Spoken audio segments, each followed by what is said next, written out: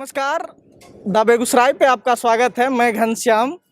हम चुनावबाजी कर रहे हैं और आपको भी पता होगा कि बिहार में वर्ष 2020 का बिहार विधानसभा चुनाव सर पे है, यानी निर्वाचन आयोग की महज घोषणाएं बाकी है। क्षेत्र में जनप्रतिनिधि और नेता दोनों अपनी अपनी दावेदारी पेश कर रहे हैं। हर एक दल के कार्यकर्ता और नेता अपने अपने दल से टिकट की भांज में, और उस बीच कुछ ऐसे भी नेता और जनप्रतिनिधि क्षेत्र में हैं जो जनता के रुझान से जनता की आवाज़ बनकर विधानसभा में अपने क्षेत्र की आवाज़ को बुलंद करने की कोशिश में लगे हुए हैं।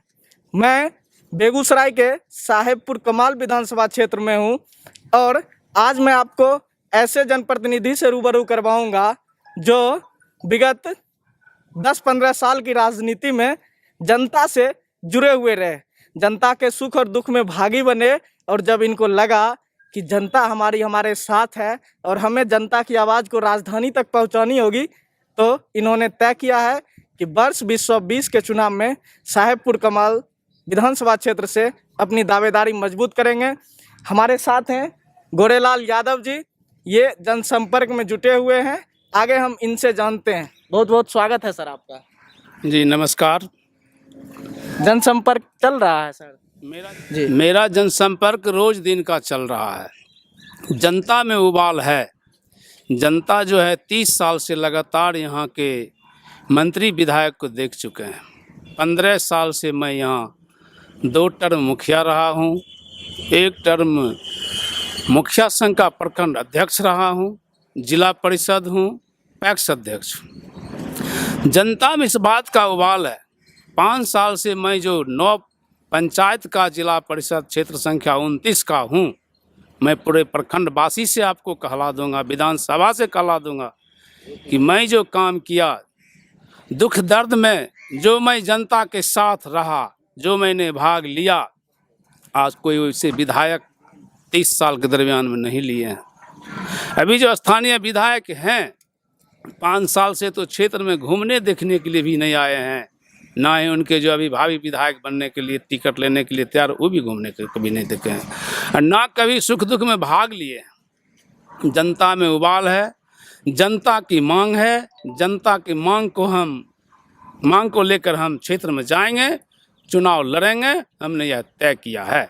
हम किसी दल से नहीं है। यदि कोई दल हमको मान के टिकट दे देगा तो भी लड़ेंगे, नहीं देगा तो भी लड़ेंगे।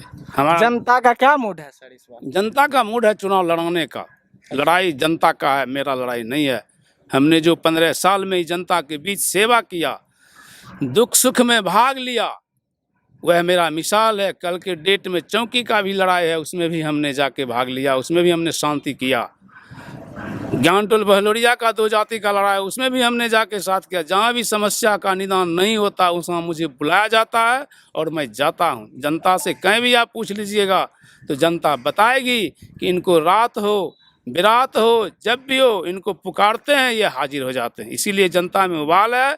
हर जात में ऐसा बात है जो हमें इस बार चुनाव लड़ाएगी। हम नहीं लड़ रहे हैं, यहाँ की जनता लड़ा रहे हैं। इस विधानसभा की जनता हमको चुनाव लड़ा रहे हैं। विधानसभा की जनता चाहती है कि ये चुनाव लड़ें, लेकिन जनता जब चाहती है कि हमारे नेता चुनाव लड़ें तो स्वाभाविक सा बात है कि जनता के जहन में कुछ वैसे भी सवाल आते हैं जो अरसों से उनकी सवाल का जवाब कोई भी जनप्रतिनिधि लेकर नहीं आते हैं।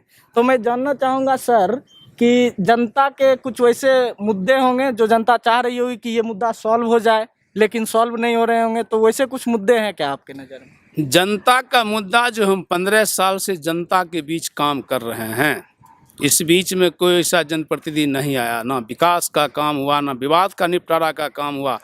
हमको अनुभव लगता है कि हम जनता का पैसा लगभग करोड़ों रुपया बचाते हैं साल में, जो कि बहुत ऐसे केस थाना में नहीं होता है, उसको बैठ के कंप्रोमाइज़ किया जाता है। यह बात आप जनता से जानकारी ले सकते हैं विधानसभा में। ऐसे तो सबको जानकारी है, इसीलिए जनता में उबाल है और जनता इस पर हमको चुनाव लड़ाएगी और हम लड़ेंगे। जहाँ भी जाइएगा जनता से पता कीजिए, सर्वे कीजिए, जनता के सर्वे को आप उछालिए। इसमें जनता में उबाल है। ऐसे विधायक मंत्री नहीं चाहिए इस क्षेत्र को। डिग्री कॉलेज का मुद्दा यहाँ पे बीते वर्षों में एक बड़ा मुद्दा बनकर उभरा है, लेकिन डिग्री कॉलेज बलिया में क्या स्थापित हो पाया है? क्या सरकार डिग्री कॉलेज में पढ़ाई शुरू करवा पाई है? आपका क्या मानना है? डिग्री कॉलेज यहाँ पे बन रहा था, वो बन गया क्या? डिग्री कॉलेज बन रहा था, बना नहीं। ये तो चुनावी मुद्दा है। सरकार को जब चुनाव आएगा तो इनको क्या कहते हैं, उत्क्रमित विद्यालय का शिक्षक देखेंगे या डिग्री कॉलेज देखेंगे। यदि मौका मिला तो इस कॉलेज, इस शिक्षा के लिए हम लोग पटना से दिल्ली तक भी आवाज़ उठाएंगे, लड़ाई लड़ेंगे। लेकिन क्या स्थिति है वो तो आप भी जानते हैं कि यहाँ के शिक्षा का स्थिति कितना गिरा हुआ है, स्कूल में क्या होता है, ये सब भी तो आप जानते हैं, सब आदमी जानते हैं। इसलिए यदि ऐसा मौका मिला तो हम इसको आगे तक लड़ाई लड़ेंगे। बढ़ते क्राइम दर पे आपका क्या कहना है? प्रदेश में क्राइम का इतना रेशियो हाई काहे हो रहा है? क्राइम रोकने में सरकार कहाँ विफल हो रही है? सरकार क्राइम रोकने में विफल हो रही है। सरकार जो कर रही क्राइम तो बहुत ज़्यादा ग्राफ बढ़ गया है। देख लीजिए, रोड में छीना होता है, रास्ता पैरा छीना छोड़ी होता है, तो क्राइम तो बढ़ा है। और क्राइम बढ़ा है बेरोजगारी लेके। जब तक सरकार रोजगार नहीं देगा तब तक क्राइम बढ़ेगा। खून खराबा हत्या तो हो ही रहा है। रोज़ पेपर में देखते हैं, रोज़ सुनते हैं। हम लोग जो समस्या क्षेत्र का होता है, जहाँ तक प्रयास करते हैं, उस समस्या को निदान करते हैं। क्राइम बेरोजगारी दर से बढ़ता है। हाँ, बेरोजगारी दर से क्राइम बढ़ रहा है। सरकार रोजगार के ऊपर कोई ध्यान नहीं दे रहा है। आप अपने क्षेत्र में जब जीत कर आएंगे, जब चुनाव में जा रहे हैं, तो वो तो जनता जनार्दन जनादेश देंगे, क्या होगा? आप जीत कर अगर आते हैं तो क्षेत्र में क्राइम रोकने के लिए आपका कौन सा फॉर्मूला होगा? देखिए, क्राइम रोकने के लिए हमारा फार्मूला जो क्राइम रोकने के लिए जो क्राइम यहाँ होता है, सबसे बेरोजगारी दूर करना होगा। इसके बाद क्राइम जैसे यहाँ के नेता हैं तो इससे पर कोई ध्यान देते नहीं, प्रशासन पर पकड़ रहता नहीं है, इसीलिए क्राइम होता है। प्रशासन पे नेता का पकड़ रहेगा तो क्राइम रुकेगा? रुकेगा, काहे नहीं रुकेगा? पब्लिक संपर्क प्रशासन रहेगा, प्रशासन तो क्राइम रुकेगा नहीं, क्राइम रुकेगा उससे। क्षेत्र में प्रवासी कामगार जो वापस आए हैं लॉकडाउन में, उनका क्या स्थिति है? देखिए, प्रवासी को तो जो समस्या है, कितना परेशानी है यहाँ, तो लॉकडाउन में हर आदमी परेशान हो गया। किसान परेशान हो गया, मजदूर परेशान हो गया, प्राइवेट शिक्षक परेशान हो गया, सब चीज़ परेशान हो गया है। इसके लिए सरकार का कोई व्यवस्था नहीं है। अभी तो चुनाव मुद्दा है खाली, इस पर सरकार का कोई ध्यान ही नहीं पड़ रहा है कि इसमें क्या करना चाहिए। किसी को कोई हेल्प नहीं। ये 1 महीना का चावल गेहूँ फ्री दे देते हैं, उससे निदान होने, उससे क्या चलने वाला है? आप जीत कर आएंगे तो सबसे पहले क्या करेंगे क्षेत्र के लिए?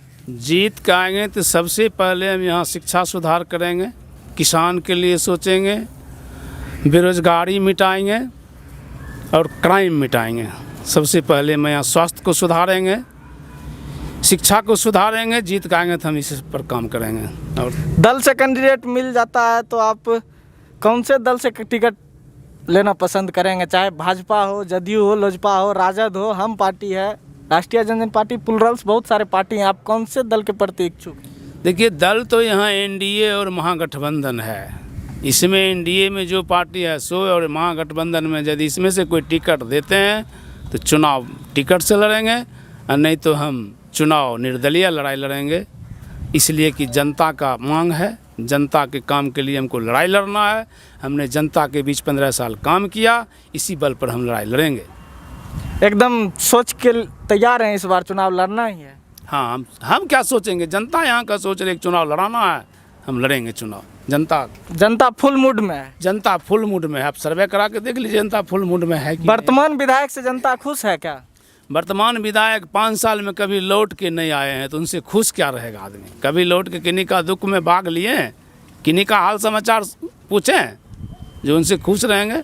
वर्तमान विधायक से यदि खुश रहता तो आज जनता में यह उबाल नहीं आता और हम चुनाव नहीं लड़ते। हमको चुनाव लड़ने का शौक़ भी नहीं है, हमको विधायक बनने का शौक़ भी नहीं है। हमारे यहाँ 15 साल से 25-50-100 आदमी गरीब गुरबा रोज़ आते हैं और रोज़ हम सबका समस्या सुनते हैं और रोज़ हम 2-4 गो समस्या का निदान करते चलते हैं। बस यही हमारा मूल पूंजी है और इसी के बल पर जनता हमको चुनाव लड़ा रही है और हम लड़ेंगे।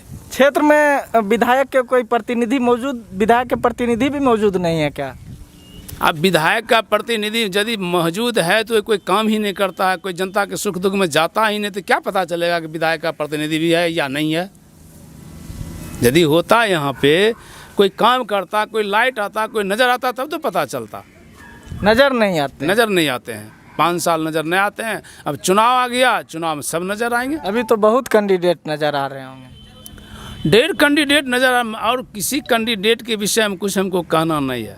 इसलिए नहीं कहना है कि 30 साल की जो काम है यहाँ का जनता का, वो जनता खुद जान चुकी है। इस बीच 30 साल में तो बहुत सारे मिनिस्टर ने भी इस क्षेत्र का प्रतिनिधित्व किया है। इस 15 साल लगातार नगर विकास मंत्री रहे हैं, जो कि अभी वर्तमान विधायक हैं। इसके बीच में अशरफ जी मंत्री रहे हैं, परवीन अन्नामुल्ला मंत्री रहे हैं। सर्वे करा के देख लीजिए कि यहाँ ने मंत्री कौन काम किए या नहीं किए। मंत्री बनने से ही इस सीट के जो भी विधायक जीत के गए विधानसभा, तो मंत्री बने, तो मंत्री बनने से क्षेत्र में कोई फायदा दिख रहा है आपको या जनता को? कोई एक फायदा अगर दिख रहा हो तो आप बता सकते हैं। वो तो सारे आदमी को दिख रहा है क्या फायदा है किए हैं। क्या फायदा किए? फायदा दलाल को सिर्फ हर जगह सेट कर दिए हैं, यही फायदा हुआ क्षेत्र को। और क्या हुआ फायदा? और कोई फायदा कोई नहीं। फायदा नहीं। बतावे कौन फायदा हुआ है क्षेत्र को, क्या किए हैं इस क्षेत्र? कहते हैं 4 लेन बनवा रहे हैं सरकार। 4 लेन नेशनल सरकार का है, 4 लेन सरकार बनवा रहे हैं। कभी इन्होंने कहा कि 4 लेन बनना चाहिए? यहाँ तो ये अप्रोच पुल जो क्या कहते हैं, मुंगेर घाट, जो मुंगेर पुल जो बना, इसमें अप्रोच पुल जो आज तक लेट हुआ, किनके लिए हुआ सब जानता है कि इतना लेट क्यों हुआ पुल का।